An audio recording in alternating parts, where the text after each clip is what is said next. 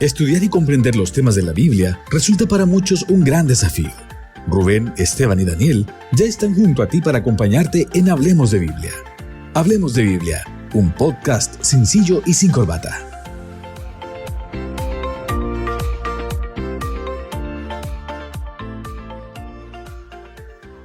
Ya estamos acá de vuelta nuevamente para encontrarnos en este encuentro semanal en el podcast Hablemos de Biblia con Rubén y con Esteban. Hola chiquillos, ¿cómo están?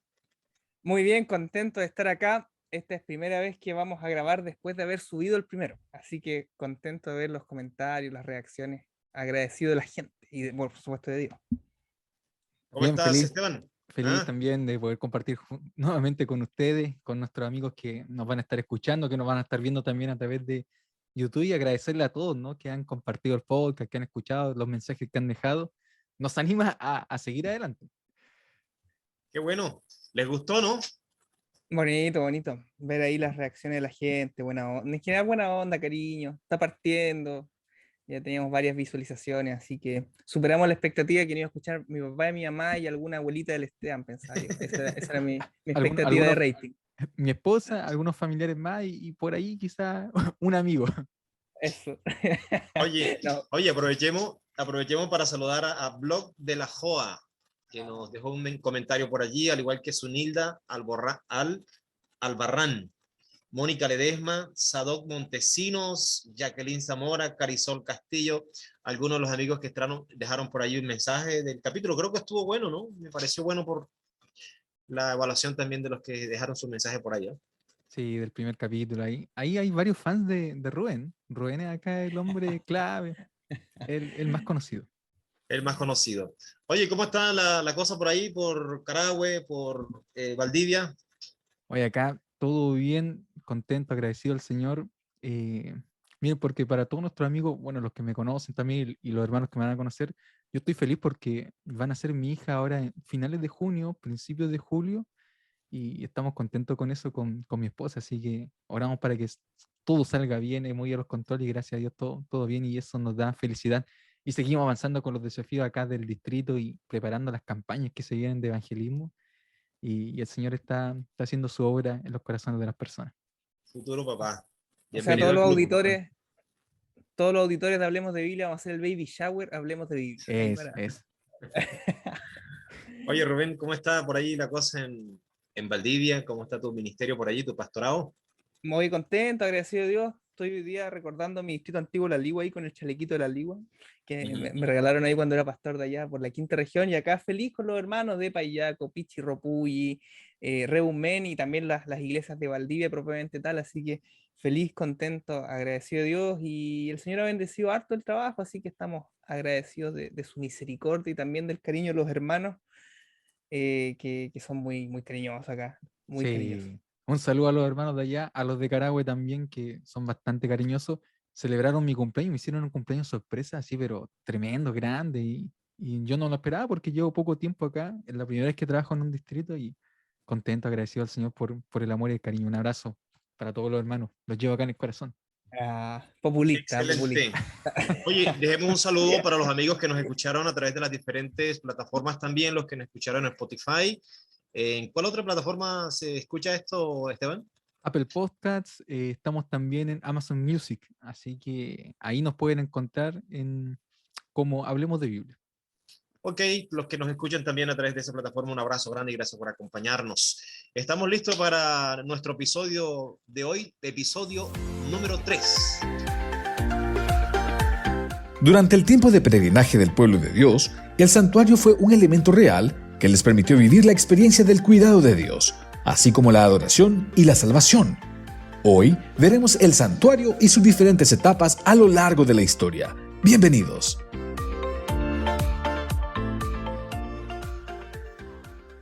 Muy bien, hemos escuchado allí la introducción del tema de hoy. Chiquillos, ¿estamos listos para el tema de hoy, para hablar de las personas del santuario? Así es. Ready. Estamos ready. Ok, ¿sabe que puse ahí la estufita a calentar? Ya se puso calentita la casa, así por eso me quito la camisetita. Muy bien, vamos a hablar hoy acerca de los distintos personajes del santuario. Es bueno sí clarificar que el tema del sacerdocio es un tema transversal cuando nos aproximamos al tema del santuario. No sé si la parte más importante que desarrollaba un grupo de personas tiene que ver con el santuario, Rubén. Y sería bueno que nosotros colocáramos algunas presuposiciones o rayar la cancha con respecto a funciones que se desmarcan de las tareas del sacerdocio dentro del santuario, ¿no? Bien, Esteban nos sugirió que hiciéramos un episodio exclusivo del sacerdocio universal de todos los creyentes o del sacerdocio del pueblo de Dios, ¿ya? Y a modo de introducción, vamos a hacer un pequeño spoiler de ese capítulo con Éxodo capítulo 19, versículo 6, donde dice, y vosotros me seréis un reino de sacerdotes y gente santa. Estas son las palabras que dirás a los hijos de Israel. Dios le dice a Moisés, inmediatamente antes de dar las tablas de la ley con los 10 mandamientos, que el pueblo iba a ser entero el pueblo, un reino de sacerdotes y gente santa. Nosotros entendemos muchas veces, cierto, que la Biblia habla de lo que Martín Lutero llamó el sacerdocio universal de todos los creyentes, ¿no? Y habitualmente lo que yo escucho es que es una doctrina del Nuevo Testamento. Claro. Sin embargo, esta es una doctrina transversal a toda la Biblia y con un remarcado énfasis en el Antiguo Testamento, porque el propósito de Dios era que su pueblo fuera un reino de sacerdotes y gente santa. Entonces, este reino de sacerdotes, que era compuesto por todo el pueblo de Dios, coexistía con el sacerdocio arónico, que vamos a ver más adelante, ¿cierto? En una relación de complemento, ¿ya? Es decir, existía un sacerdocio, vamos a llamarlo superior, que tenía que ver con Aarón, ¿cierto? Sus hijos, pero el pueblo entero era llamado también a ser sacerdote, y este es la complementariedad que vamos a ver en este primer bloque, ¿cierto? Aunque vamos a ver un episodio exclusivo del sacerdocio universal de todos los creyentes o del pueblo de Dios. Sí, van como paralelos, como decía Rubén, es como lo escribió Arturo Daniels en un libro, El permanente don de profecía, este sería el permanente sacerdocio de todos los creyentes, o sea, siempre existió. Siempre existió. Nunca hubo Entonces, tal... Sí. perdón, sí, estamos hablando de que el sacerdocio de todos los creyentes, del cual se menciona allí el Nuevo Testamento, no es exclusivo del Nuevo Testamento, sino que ya está prescrito en el Antiguo Testamento, y eso lo Exacto. revela el santuario, ¿no? Justamente porque cuando en el Nuevo Testamento, en el otro episodio vamos a ver todos los textos y los detalles, sobre todo de Pedro y también de Apocalipsis, se habla de este tema, son citas a Éxodo 19:6. Es decir, no es un invento del Nuevo Testamento, sino que siempre fue así. Entonces nosotros entendemos que el sacerdocio del pueblo de Dios, ¿cierto? Es una verdad bíblica transversal a toda la escritura y que comienza con un fuerte énfasis en el Antiguo Testamento. Excelente, muy bien, muy buen apunte, Esteban, porque así colocamos ya un parámetro para lo que vamos a ver a continuación, y que precisamente nos va a permitir ir conociendo las diferencias entre ese sacerdocio del cual habla Rubén, de todo el pueblo, y el sacerdocio arónico. Veamos el concepto, veamos entonces en este momento, inmediatamente entremos de lleno a nuestra temática, ¿ok? Vamos a empezar, ¿por dónde empezamos aquí nosotros? Vamos a empezar por, Rubén, ayúdame ahí, tú que estás viendo ahí en pantalla. El oferente común. El oferente común. Exactamente, porque hablamos de las personas del santuario, entonces están los sacerdotes, están los levitas, pero está la persona común que lleva su sacrificio. Sí. Cuando nos referimos al oferente común, estamos hablando de la persona que ofrenda. Exacto. De esa persona que cometió un pecado y que necesitaba ir al santuario, y de acuerdo a las leyes del libro de Levíticos, habían unas normas por el cual el oferente común debía actuar. Los voy a invitar ahí a que me acompañen a Levítico. La palabra Levítico viene de Leví, de la tribu de Leví, que reúne todas las tareas, todos los oficios que los levitas, encargados del oficio del santuario, tenían que desarrollar. Levítico capítulo 1, el versículo 2. Versículo 2. ¿Están conmigo ahí ustedes, verdad? Sí. Están muy silenciosos ustedes hoy día. ¿Tiene mucho frío? Estamos aprendiendo. Estamos aprendiendo. Ya. El Levítico capítulo 2, capítulo 1, versículo 2. Dios reguló a los levitas, les dijo, mira, esta es la forma como un oferente, como una persona tiene que comportarse. Cuando una persona tenga un pecado y quiera colocarse en paz con Dios, Esto es lo que tiene que hacer al acercarse al santuario. Dile a los israelitas, a los oferentes, a los del pueblo, cuando alguno de ustedes o cuando alguno de vosotros traiga ofrenda a Jehová, la ofrecerá de ovejas o de vacas. Si su ofrenda es vacuna, será macho sin defecto. De su voluntad lo ofrecerá a la entrada de la tienda de la reunión ante Jehová.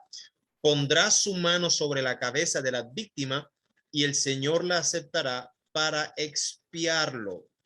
Entonces degollará el becerro en presencia de Jehová. Hasta allí.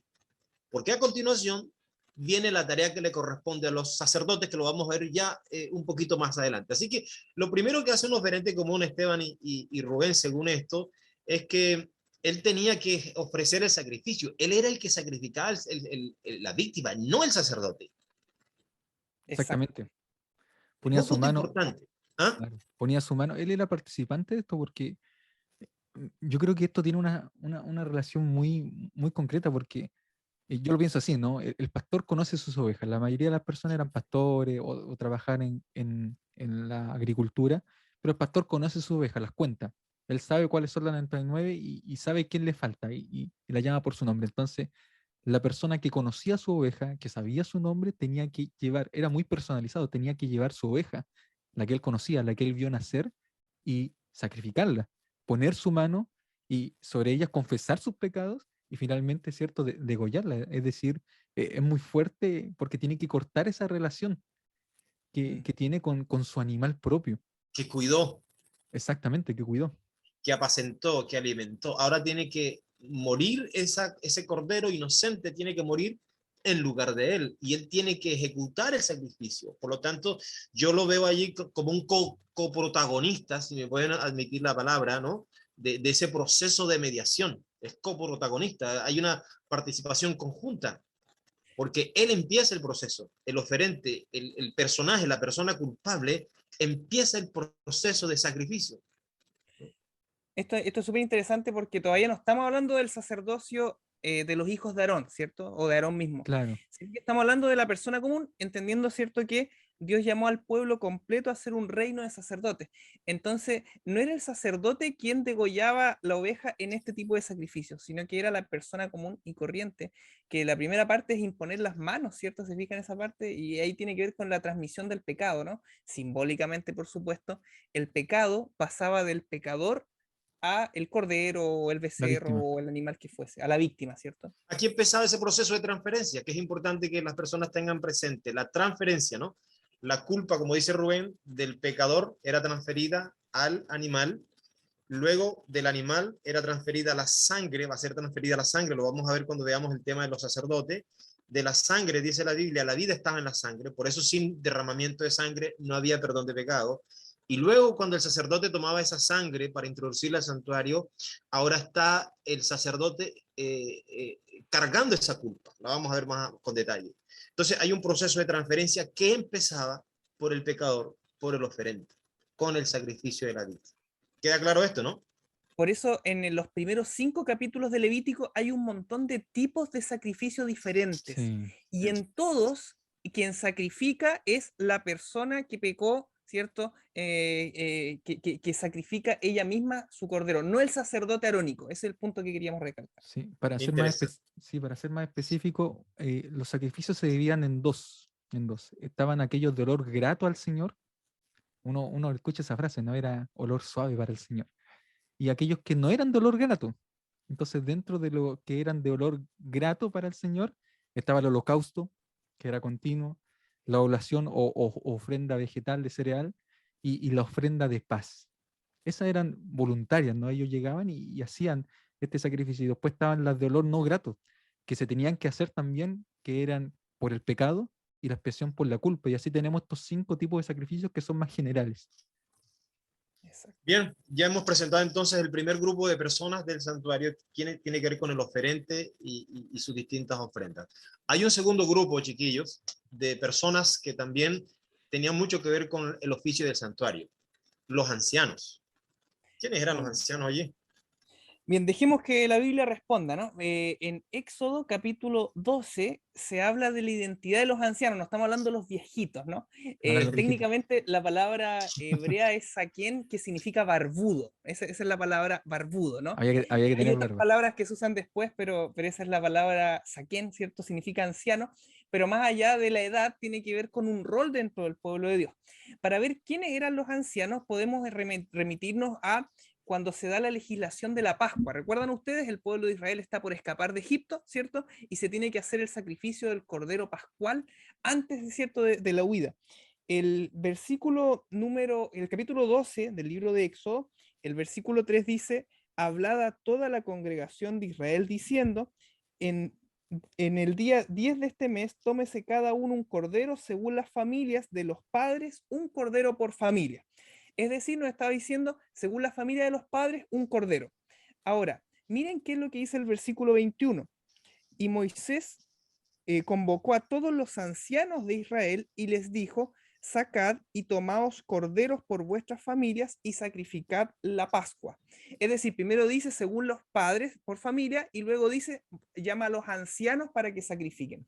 Entendemos entonces que se llamaba anciano al padre de cada familia, ¿ya? Estamos hablando de familias numerosas, grandes. Quiero enviar un abrazo al hermano Juan Alex Azócar acá de Pichirropuy, que tiene 7 hijos, ¿no? Nos parece mucho, ¿no? En ese tiempo tenían más hijos y cada familia era un clan muy numeroso.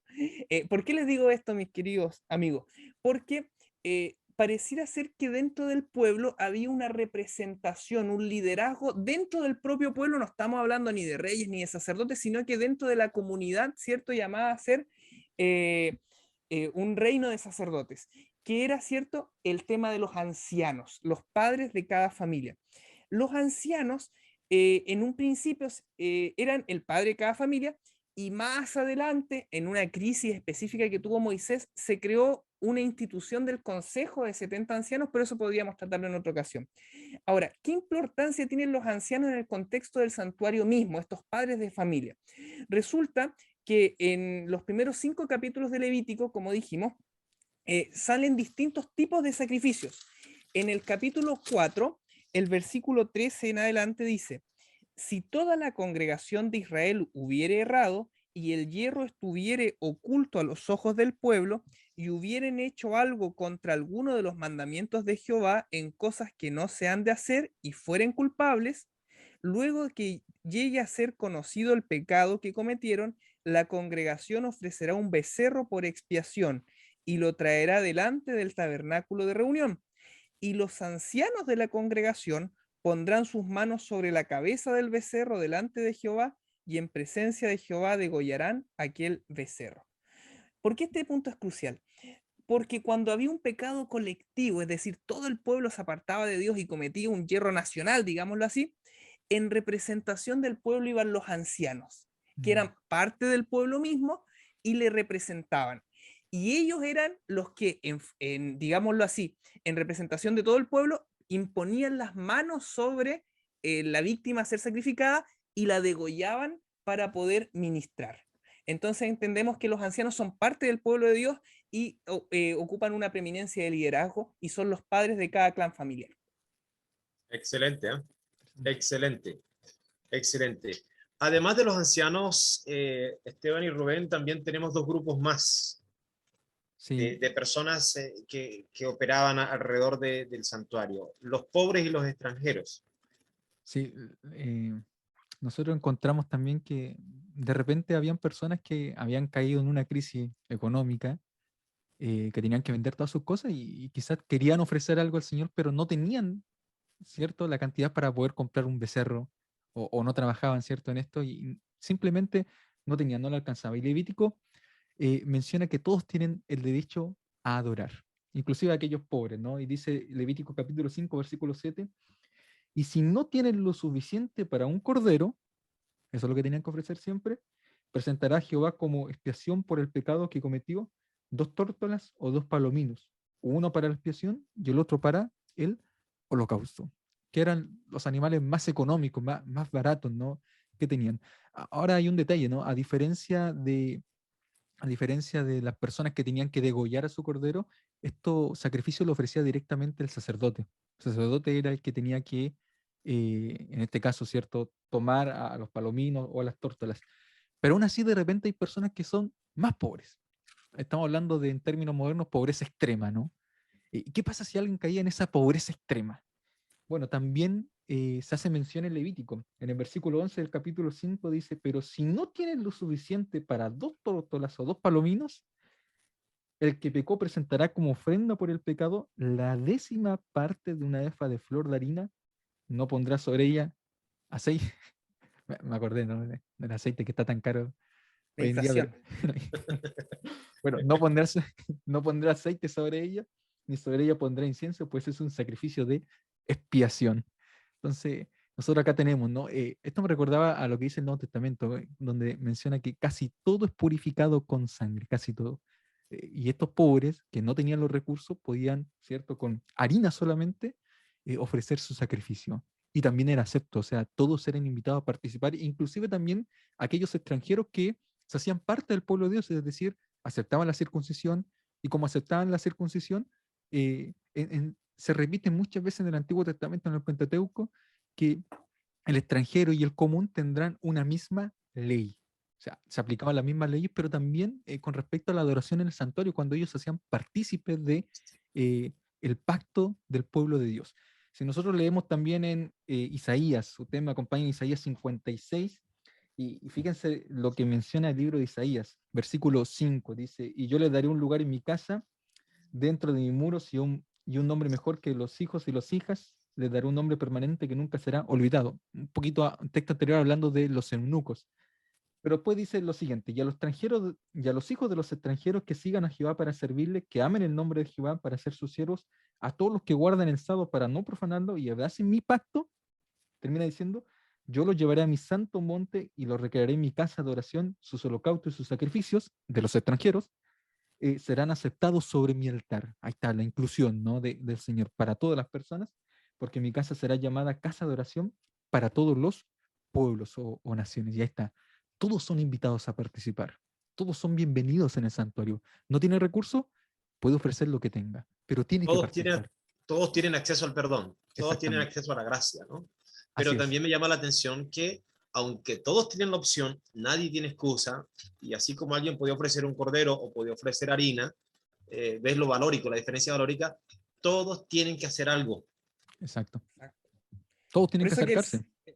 el sacerdocio de todos los creyentes, insistimos en el concepto, es algo permanente, o sea, todo el pueblo tiene una actividad, no es que, bueno, allá están los sacerdotes, ellos median por mí, yo me quedo tranquilo en mi casa, no, todos participan. Sí.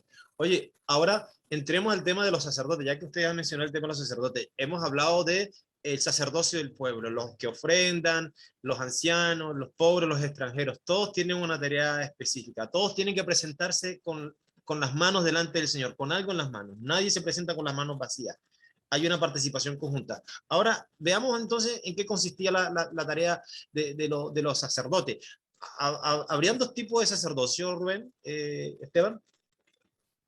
Sí, nosotros encontramos, bueno, el sacerdocio común que fue elegida la familia de Aarón, pero también existía el sumo sacerdote, que jugaba un rol importante. Quizás me Lo voy a vamos a ver adelantar. aquí. Sí, lo vamos a ver aquí, exactamente. Partamos entonces. Llamemos los sacerdotes ungidos, ¿no? O sea, el sacerdocio del pueblo de Dios, como toda la colectividad de los creyentes, y los ungidos que eran apartados para un servicio específico, que en el caso, a partir del tabernáculo del desierto, fueron los hijos de Aarón y sus hijos, ¿no? Aarón y sus sus hijos. hijos. ¿Se puede llamar así como sacerdotes comunes o es muy peyorativo utilizar esa expresión?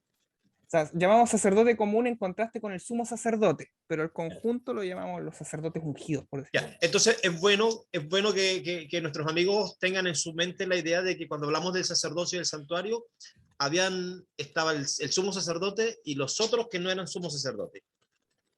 Claro. Está bien. Ya, vamos a ver la primera parte. Oye, veamos rápidamente aquí los que no eran ungidos.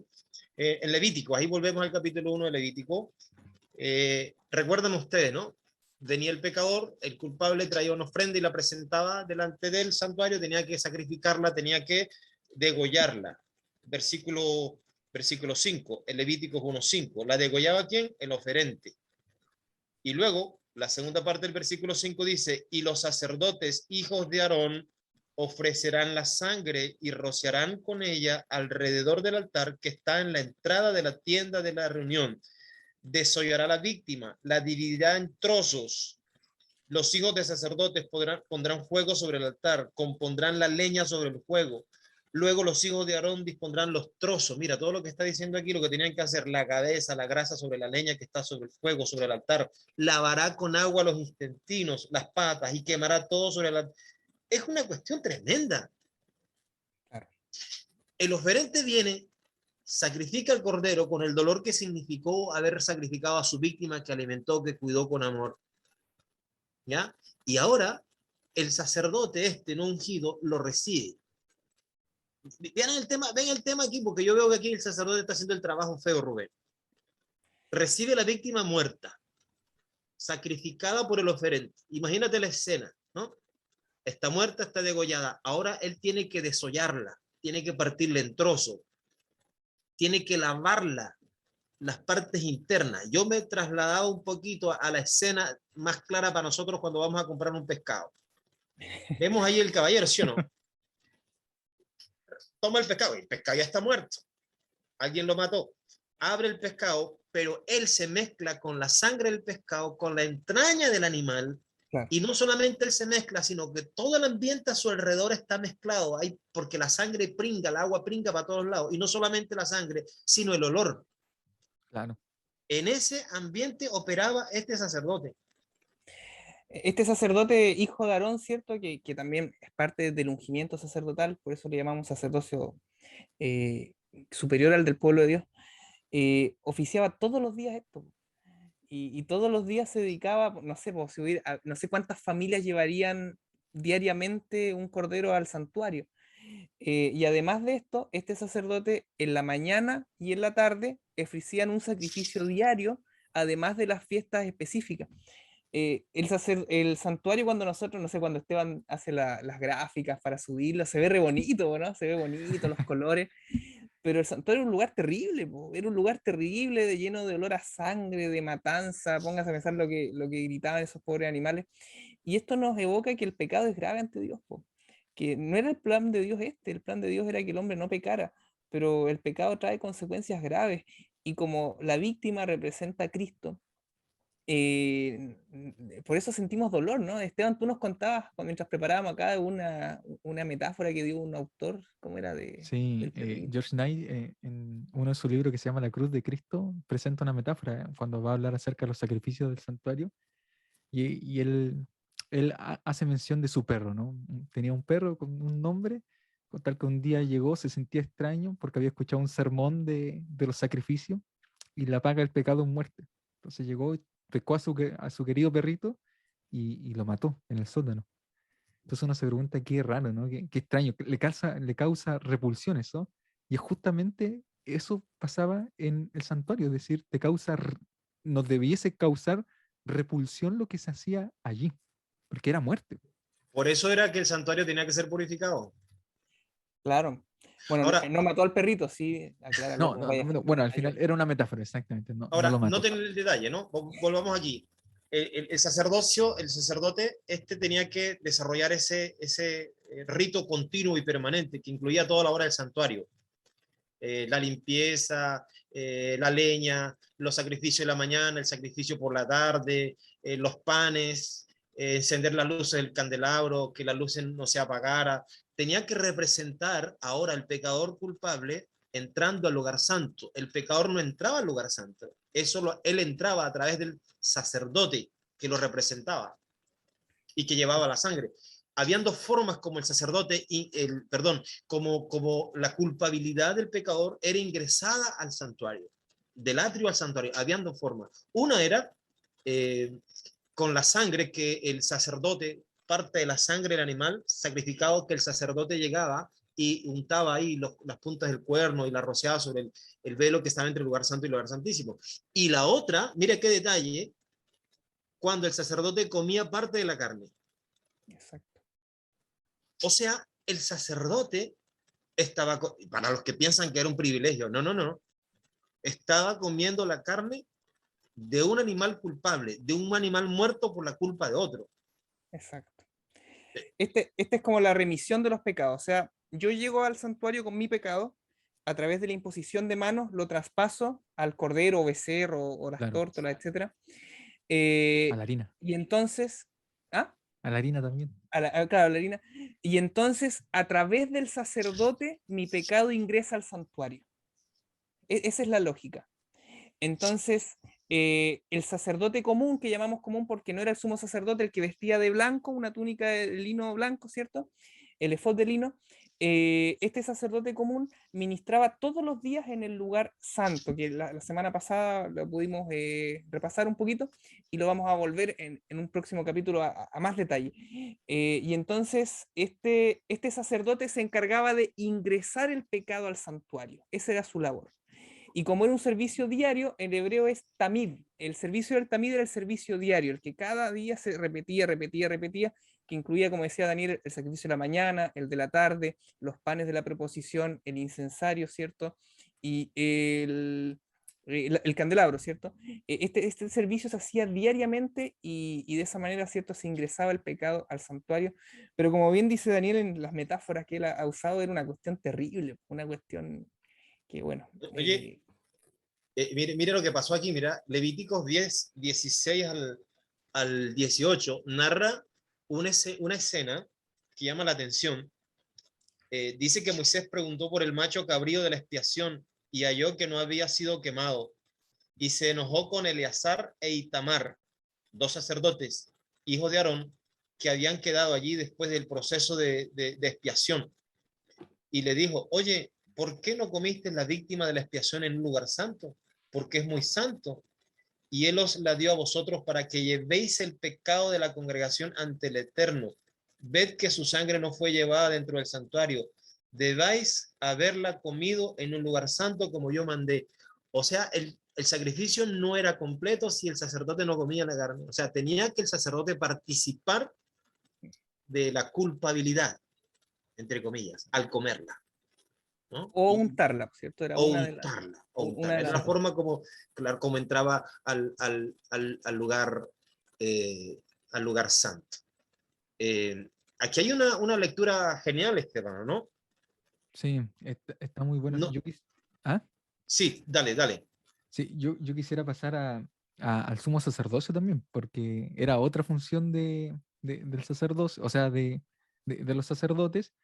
Y quiero mencionar solamente un aspecto que tiene que ver con la función de él. Generalmente nosotros vemos al sumo sacerdote en el día de la expiación, que se encuentra en Levítico 16, pero ¿qué hacía el sumo sacerdote cada día? Y ellos tenían una función especial también el sumo sacerdote. Dice Éxodo capítulo 30, pasando allá, versículo 7 menciona: cada mañana al preparar la lámpara, Aarón quemará incienso aromático sobre él. Él quemaba incienso aromático sobre la lámpara.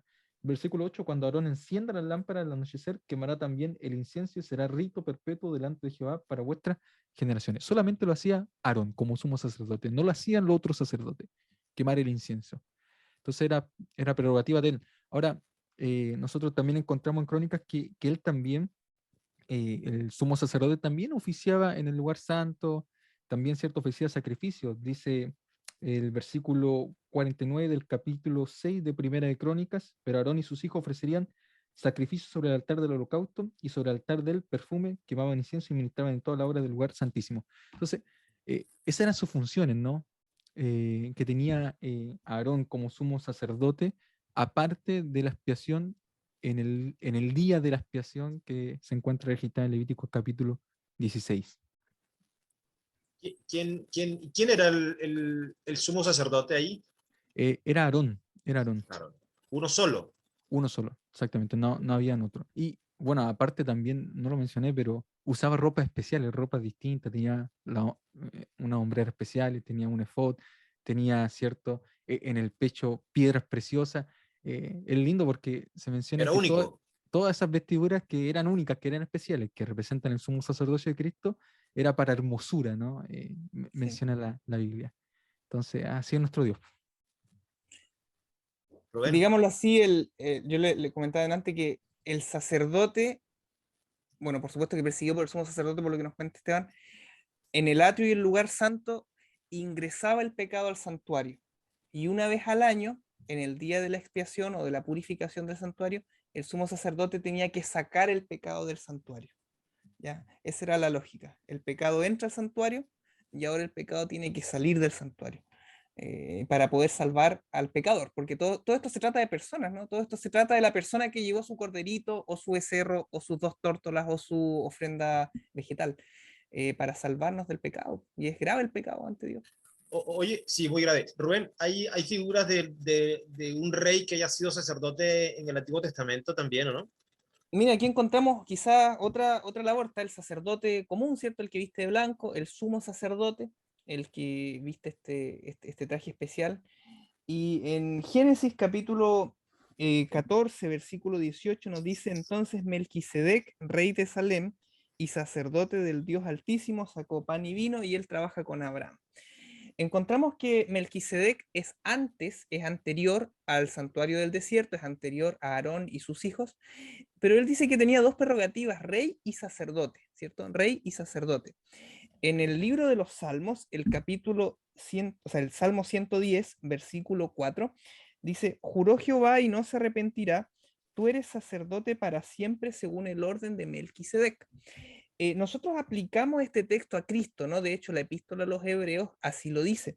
Sin embargo, este texto, cierto que es un salmo de David, tiene un destinatario primero, antes de aplicarse a Cristo, cierto que es este rey, cierto, el rey David, que estaba en la monarquía en ese minuto.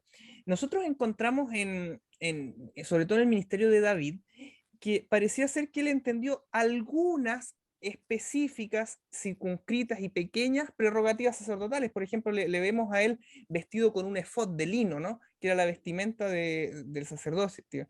Vemos a él bendeciendo en nombre de Jehová, que era una de las cosas que según el libro de Números hacían los sacerdotes. Y hay un texto bien interesante que está en el segundo libro de Samuel, ¿cierto? El capítulo 8, versículo 18, por ejemplo, la Reina Valera 60 dice, hablando de los funcionarios de David, dice: Benaía, hijo de Jodiada, estaba sobre los cereteos y pleteos, y los hijos de David eran los príncipes.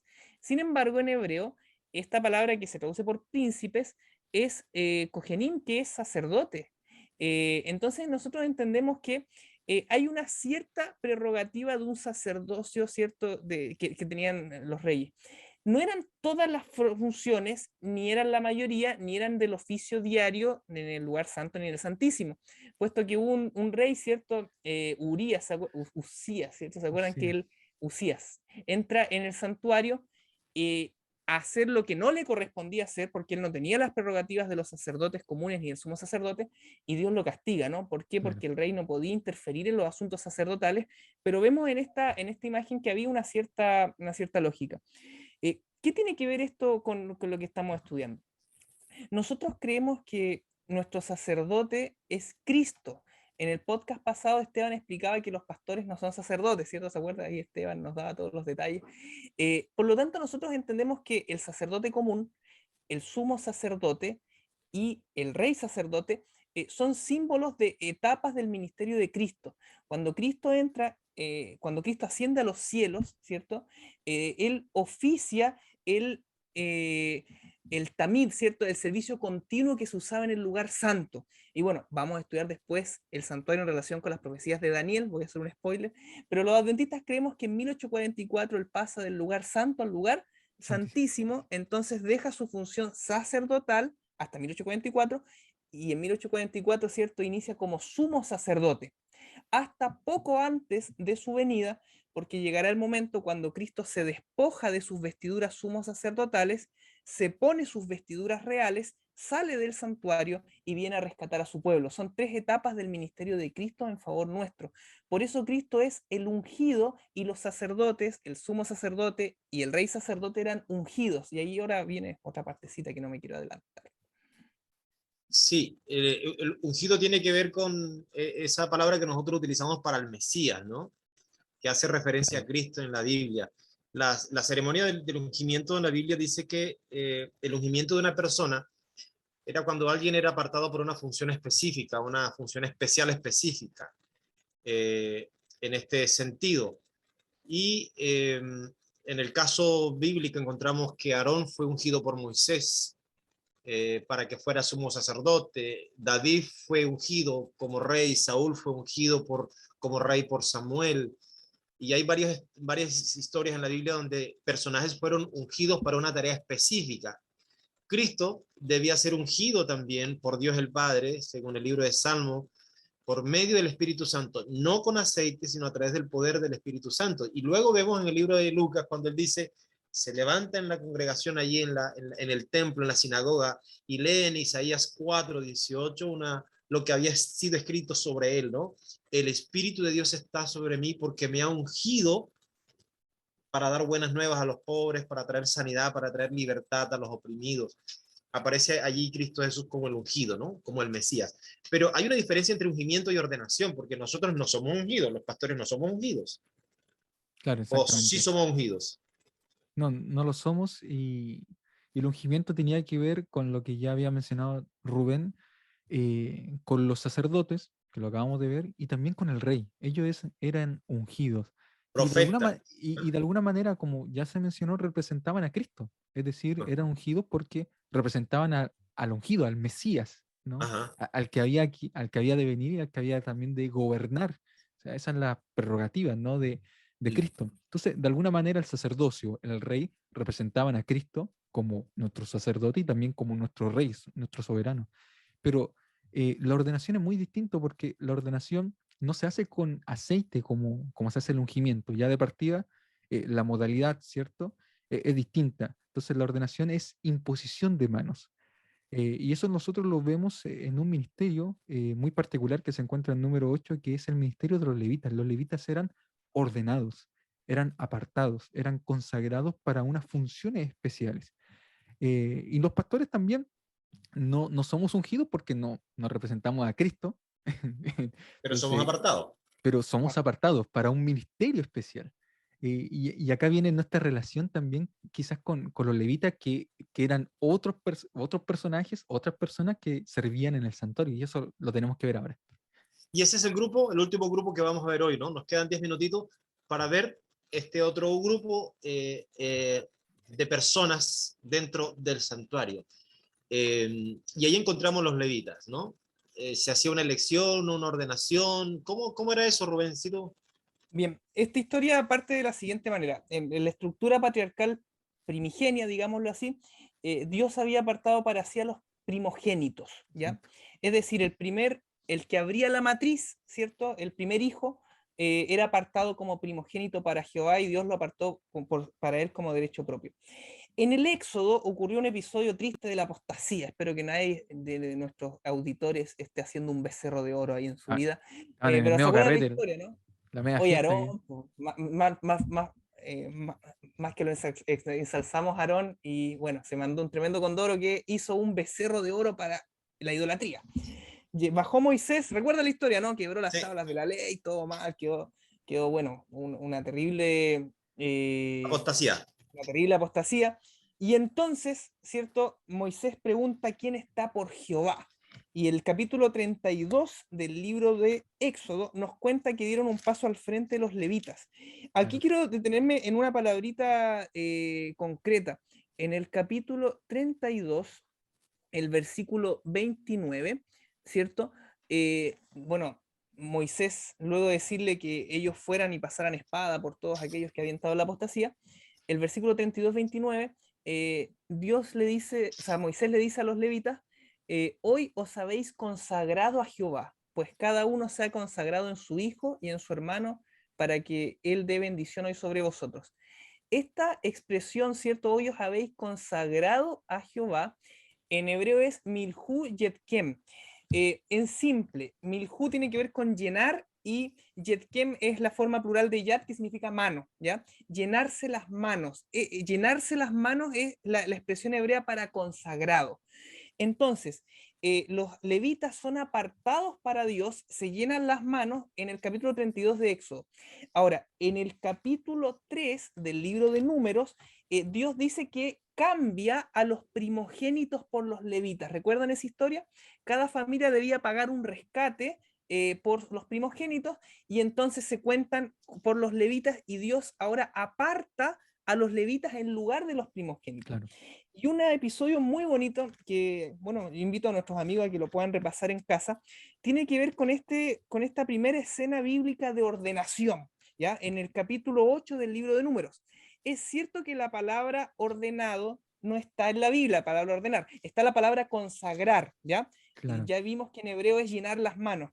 Ellen White comenta, ¿cierto?, que aunque la palabra no está, el concepto sí está. Ya es como decir Trinidad. No encontramos la palabra Trinidad en la Biblia, pero encontramos al Padre, al Implícita. Hijo, al Espíritu Santo, ¿cierto? No encontramos encarnación, pero el Verbo se hizo carne y habitó entre nosotros. Entonces, nosotros encontramos en el capítulo 8 del libro de Números la consagración de los levitas, y este tiene un sentido teológico bien especial. Ya vimos dos grupos: el sacerdocio del pueblo de Dios y los sacerdotes ungidos, que eran el sacerdocio arónico, ¿cierto? El sacerdote común, que ministraba en el lugar santo, y el sumo sacerdote en el lugar santísimo. Pero vamos a ver ahora un tercer grupo del santuario que está entre los dos. Miren, en Números capítulo 8, versículo 10, dice así: y cuando hayas acercado a los levitas delante de Jehová, pondrán los hijos de Israel sus manos sobre los levitas, y ofrecerán los levitas delante de Jehová en ofrenda de los hijos de Israel, y servirán en el ministerio de Jehová. Y los levitas pondrán su mano sobre las cabezas de los novillos, y ofrecerás el uno por expiación y el otro por holocausto de Jehová, para hacer expiación por los levitas. Y presentarás a los levitas delante de Aarón y delante de sus hijos, y los ofrecerás en ofrenda a Jehová. Así apartarás a los levitas de entre los hijos de Israel, y serán míos los levitas. Y esta escena es preciosa. ¿Se acuerdan que hablamos de los dos sacerdocios coexistentes? El sacerdocio del pueblo de Dios, el reino de sacerdotes y gente santa, y el sacerdocio arónico, que se complementaban uno al otro. Resulta que de entre el pueblo de Dios, Dios escoge a los levitas, y es Aarón, el sacerdocio superior, quien lo ofrece como ofrenda a Jehová, y el pueblo le impone las manos. ¿Se fijaron ahí esa parte? Sí. Igual que a la ofrenda de los sacrificios, ¿no? Como el pueblo le impone las manos, el pueblo ofrece a los levitas como ofrenda a Jehová, y como el sacerdocio arónico era el que complementaba este trabajo, Aarón los toma y los lleva como ofrenda a Jehová. Este grupo de personas no es sacerdote en el sentido arónico, sino que dice que tiene un ministerio para el cual es apartado mediante la imposición de manos. Y entonces nosotros encontramos que son regalados a Dios. Pero miren qué pasa. Dios, sigamos la lógica. Dios los saca del pueblo, Aarón los toma y se los regala a Dios como ofrenda. Y el versículo 19, si no me equivoco, sí, el versículo 19 dice, ahora Dios está hablando y dice: y yo he dado en don los levitas a Aarón y a sus hijos de entre los hijos de Israel, para que ejerzan el ministerio de los hijos de Israel en el tabernáculo de reunión, y reconcilien a los hijos de Israel, para que no haya plaga en los hijos de Israel al acercarse los hijos de Israel al santuario. Y aquí viene la clave. O sea, la ofrenda es para Dios, y ahora Dios los toma y se los regala a Aarón, el sumo sacerdote, para que asistan a Aarón y asistan al pueblo. Volvamos O sea, a la imagen. Sí, dale. Ofrecidos a Dios para el servicio de su pueblo. Exacto. ¿Ya? Donados a Dios, y ahora Para el Dios servicio de los su pueblo. regala al servicio. Volvamos a la imagen inicial. Daniel San Juan pecó, ¿cierto? Y lleva su corderito al santuario. El que degolla a la víctima, primero el que impone las manos, y el que degolla a la víctima es Daniel, el oferente común. El sacerdote ahora toma y hace el proceso de llevar la sangre al santuario. ¿Qué hacen los levitas? El levita le ayuda al sacerdote, y el levita le ayuda al oferente común. El levita ministra entre los dos. Ese es el sentido teológico. ¿Cuál es la diferencia entre la relación entre los levitas y los sacerdotes? A ver, Aarón venía de la tribu de Leví, ¿cierto? Por tanto, era de sangre levita, ¿no? Pero Aarón era una familia nomás, un clan chiquitito. Todo el resto de la tribu de Leví no era sacerdote, sino que tenía este ministerio. Y entonces por eso es que se diferencian. Por ejemplo, el versículo 22 dice: así vinieron después los levitas para ejercer su ministerio en el tabernáculo de reunión delante de Aarón y delante de sus hijos, a la manera que mandó Jehová a Moisés, acerca de los levitas, así hicieron con ellos. Oye, informarles que llevamos 43 minutos de programa ya, se nos pasó el tiempo rápido. Así que vamos a hacer los comentarios acotados para poder culminar con el podcast de hoy y terminar la Me idea. emocioné, me emocioné. Sí, se notó, se notó. Siguiendo la idea de Rubén, Esteban, es bueno notar también que hay una relación de los levitas con el diezmo, un tema bastante controvertido últimamente, pero cuando uno va a la Biblia, leyendo un poquito la historia de los levitas, para continuar la idea de Rubén, por allí se encuentra en Deuteronomio capítulo 10, versículo 9, que Leví, de donde viene la palabra levitas, hijos de Leví que era uno de las 12 tribus, no tuvo parte en la herencia con sus hermanos. Sus hermanos tuvieron herencia, sus hermanos tuvieron tierras. Leví no tuvo tierra. ¿Cuál fue la herencia de Leví? Dice, el Señor es su herencia, como el Señor tu Dios le dijo. Leví no tenía herencia, no tenía tierra. ¿Cómo se sostenían entonces los levitas si no tenían tierra, si no tenían cómo cultivar? ¿Cómo se sostenían los levitas? Que estaban dedicados al servicio. Deuteronomio capítulo 18 registra el sostenimiento de los levitas. Allí en el versículo 21, Número. voy a leer rápidamente, dice, dado a los levitas todos los diezmos de Israel por su ministerio. Mira qué interesante. El ministerio de los levitas lo reconoce Dios de esta forma. Eran ministros. Y todos los diezmos de Israel se los he dado a ellos por su servicio en la tienda de la reunión. Y dice, no llegarán más los israelitas a la tienda de la reunión para que no lleven pecado por el cual mueran. O sea, los levitas estaban encargados de esa tarea. Luego dice, porque a los levitas les he dado por herencia los diezmos que ofrendarán al Eterno. Por eso les he dicho que no tendrán herencia entre los israelitas. Y es interesante, chiquillos, que de los diezmos que ellos recibían, ellos tenían que diezmar. Aquí aparece el diezmo del diezmo. Ellos también eran diezmantes. No era que lo recibían para engordarse a sí mismos, sino que del diezmo que ellos recibían, ellos daban también su diezmo. Y me llama la atención aquí que Dios los reconoce como ministros ya en ese tiempo, ¿no? ¿Algunas otras tareas, Rubén, Esteban, que podamos mencionar de los levitas? Así rápidamente, sabiendo que Sí, ya tenemos 45 minutos así. sí, los levitas también estaban encargados de todos los utensilios del tabernáculo. Eso está en Números capítulo 3, versículos 7 y 8. Y es interesante porque en el santuario del desierto nosotros vemos que por las familias de Coat, de Gerson, de Merari, se dividían cada una de las partes y armaban, desarmaban, cargaban y ministraban. Después cuando nosotros pasamos a la monarquía, en la construcción del templo, en Primera de Crónica, perdón, capítulo 16, nosotros vemos en el versículo 7 y 37 que se coloca a Asaf como encargado de la música, ¿no? De la alabanza en el santuario. Y él también era un levita. Y si uno lee en el capítulo 23, versículos 2 y 4, no solamente encargado de la música, y no solamente encargado de los utensilios del santuario, sino también jueces, gobernadores, y así vamos viendo que se va ampliando el ministerio de los levitas y van avanzando, ¿no? En este ministerio era muy amplio lo que ellos hacían. eh, y no solamente, ¿cierto?, era cargar, llevar, sino gobernar, juez, constructor a cargo de la obra, menciona también el capítulo 23, se hicieron cargo de la obra ellos, eran los cascos blancos de la construcción del santuario.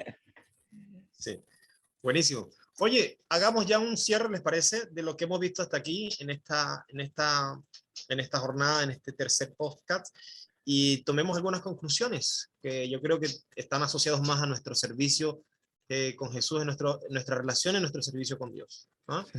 Yo rescato algo de todo esto, ¿no? Hechos 28:36 dice que una de las lecturas que llevaba el sumo sacerdote ahí en su frente era santidad a Jehová. Recordaba que su ministerio era la consagración de su propia vida, debía carecer de formalismo, ¿no? Ese llamado sigue siendo vigente hoy, ese llamado a santidad porque Dios es santo, un llamado que no solamente es para los ministros, sino también para la iglesia, para el pueblo de Dios, incluyéndonos a todos, el llamado de Dios para que seamos santos, todos los que nos acercamos al Señor. Exacto. Amén, ¿o no? Amén. Yo quiero rescatar el compromiso en el servicio al Señor. Nosotros vimos acá a las personas comprometidas con llevar su sacrificio, los levitas comprometidos con servir, los sacerdotes comprometidos con su ministerio de hacer intercesión. Y nosotros también debiésemos estar comprometidos con la obra, con el servicio en la causa del Señor. Así como Dios se comprometió con nosotros y vino a morir por cada uno de nosotros, debiésemos también estar comprometidos en la causa de Dios. ¿Y tu lectura, Rubén? Yo lo que veo es el amor en el servicio del Señor, porque Dios está sobre todo. De hecho, los levitas se consagraron a Dios al poner a Dios sobre sus propios afectos personales. Tenemos que amar a Dios y servirlo con alegría. Qué lindo, ¿cierto? Cuando ellos cargaban las tablas, cargaban no sé, las telas, lo hacían con gozo, y que podamos servir a Dios con amor, con alegría y andar en sus caminos. Claro. Amén. Damos gloria al Señor por la oportunidad de poder conversar sobre este tema. Esperamos que usted haya tenido ahora quedado con una dimensión de las distintas personalidades que operaban en el santuario, las tareas de cada uno, las experiencias de cada uno. Y al igual que nosotros también, somos llamados por Dios para cumplir una tarea específica en esta relación con el cielo. ¿Será hasta el próximo podcast, chiquillos? Hasta el próximo. Se nos fue el tiempo. Un abrazo a todos nuestros amigos que nos escuchan y compartan este capítulo. Que Dios les bendiga. Cariños a todos y ayúdenos a compartir ahí por los grupos de WhatsApp, Facebook, Instagram, todas las cosas. Que el Señor les bendiga y un abrazo a todos. Y dejen sus preguntas, comentarios. Eso es comentario. Evalúenlo, ¿qué tal lo hacemos? ¿Estamos bien o no? Ya. Un abrazo, chiquillos, a todos. Chao, Nos chao. vemos. Chao, chao. Estudiar y comprender los temas de la Biblia resulta para muchos un gran desafío. Rubén, Esteban y Daniel te acompañaron en Hablemos de Biblia. Te esperamos en el próximo episodio.